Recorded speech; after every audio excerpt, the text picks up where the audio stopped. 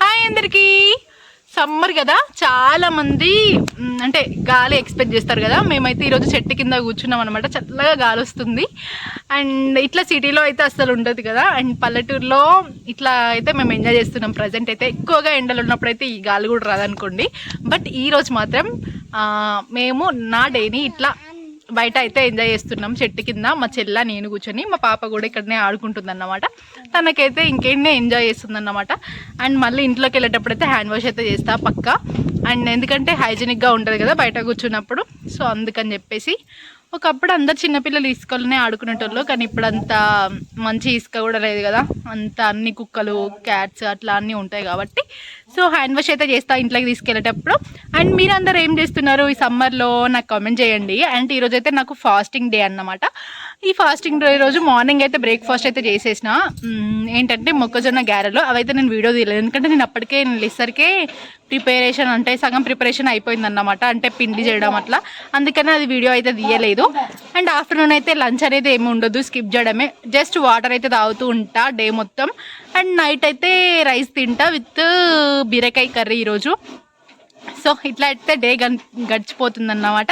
And పాపకైతే ఇప్పుడు lunch చేయించాలి. అది చాలా కష్టం. అప్పుడు వీడియో తీద్దామన్నా తీయలేను, ఎందుకంటే తినిపించే ప్రాసెస్లో చాలా టైం గడిచిపోతుంది కాబట్టి. సో ఈవినింగ్ అయితే మళ్ళీ కలుస్తాం. సో ప్లీజ్ అందరూ సబ్స్క్రైబ్ చేసుకోండి సింధుజ వినయ్ ఛానల్ని. Please do like, share and subscribe guys. మన్మధుడా నీ కలగన్నా, మన్మధుడా నీ కథ విన్నా, మన్మధుడంటే కాగిలిలో మన్మధుడే నా కావలిగా, నన్ను పారేసుకున్నాలే ఇప్పుడు తెలియక, నిన్ను కన్న తొలినాడే దేహం కదలక, ఊహలలో అనురాగం ఊపిరి వలపేలే, ఎందరిలోనూ చూసాగాని ఒకడే మన్మధుడు, 20 ఏళ్ళుగా ఇప్పుడు ఎరుగని ఇతడే నా ప్రియుడు. మీలో ఎంతమందికి ఈ గేమ్ తెలుసు నాకైతే కామెంట్ చేయండి. చిన్నప్పుడు ఇట్లా ఒక స్టిక్ లాంటిది తీసుకొని ఇసుకలో పెట్టుకొని ఆడుకొని అది ఎక్కడుందో చెప్పమని చెప్పి ఆపోజిట్ పర్సన్ తోటి అయితే ఇట్లా ఆడుకుంటాం కదా. చిన్నప్పుడైతే ఇట్లా ఫుల్ ఆడుకునేది. దీన్నైతే మా సైడ్ దోసకాయ ఆట అంటారు. మీ సైడ్ ఏం ఆట అంటారో నాకు కామెంట్ చేయండి. దోసకైనా సొరకైనా కామెంట్ చేయండి అన్నమాట. అండ్ నాకైతే ఫుల్ కామెడీగా అనిపించింది ఈ వీడియో తీస్తున్నప్పుడు కూడా. అండ్ ఇదైతే ఫన్నీ ఆట అన్నమాట, ఒకప్పుడు ఇట్లా ఆడుకునేది అన్నమాట.